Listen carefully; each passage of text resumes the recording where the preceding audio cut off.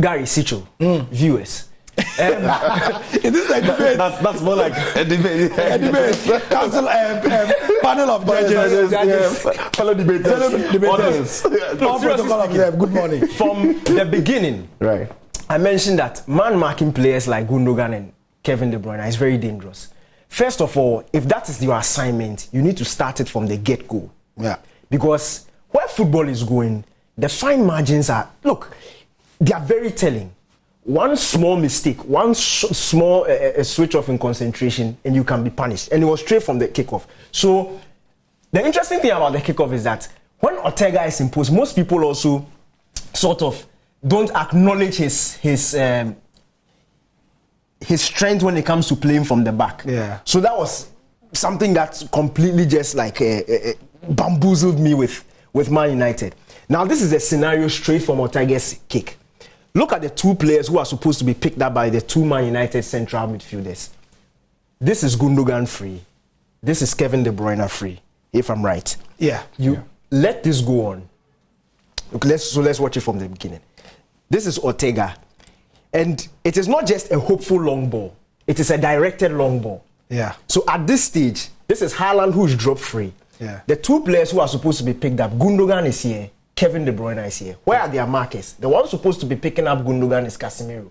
Yeah. But he's been drawn out wide by the movement of Haaland. Yeah. So now Casemiro has already taken his eye off Gundogan. There's space. Fred is supposed to be taking Kevin De Bruyne. But look at the positioning of Fred. Kevin De Bruyne is now on his wrong side. So Kevin De Bruyne, this is the thing about analyzing attacking scenarios. You don't analyze, or you don't count it as a chance when the shot has been taken. Coaches count the scenarios. So when they look at this, and you look at the amount of space that Manchester City had in this area, you are looking at this entire area being free. And this is a dangerous area when you are basically right in front of the Man United back four. There's literally no protection in this area at this point in the game. Now it goes on, and Gundogan is literally just strolling through. Nobody's picking him up, and he has a chance. Yes, you might talk about the fact that it's a very well taken chance, but that is why you control situations that you can. Prevent him from getting the ball is the instruction. When you talk about man-marking players like that, you acknowledge their strength. You acknowledge the fact that they have the technique, they have the mind to pick up passes between those areas. They have the technique to be able to finish off these chances. So you want to be in control of the situation. You don't give it to him and hope that he misses a volley, or you don't give it to him and hope that your goalkeeper makes a save. You control that situation. And from the get-go, the Man United two center midfielders were dragged. And we saw the scenario play on and on and on in the game. In the game. And it was very interesting that most people didn't pick it up because it didn't end up in a chance.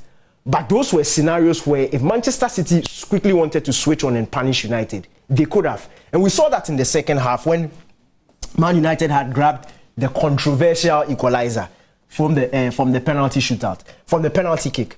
We saw it happen straight after Gundogan scored. There was this scenario that played out that saw Kevin De Bruyne hit a shot. It went straight at David De Gea. But again, I'm talking about controlling the situation and making sure that it doesn't end up in a shot.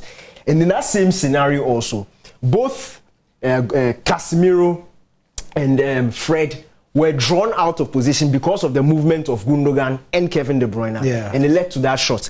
And yes, this is exactly what I'm talking about. So you pause it here, and this is an interesting thing. This is Casemiro here, supposed to be picking up Gundogan. But because of Gundogan's movement, and because of where the move started from the right-hand side, Wan-Bissaka has had to follow him. So once Wan-Bissaka moves in, Casemiro is supposed to pick up the man that Wan-Bissaka has left behind, which is Jack Grealish. But at this point, Casemiro is ball watching. Now look at the difficulties of man marking. Look at this duel here, and this is a key duel between Fred and Kevin De Bruyne.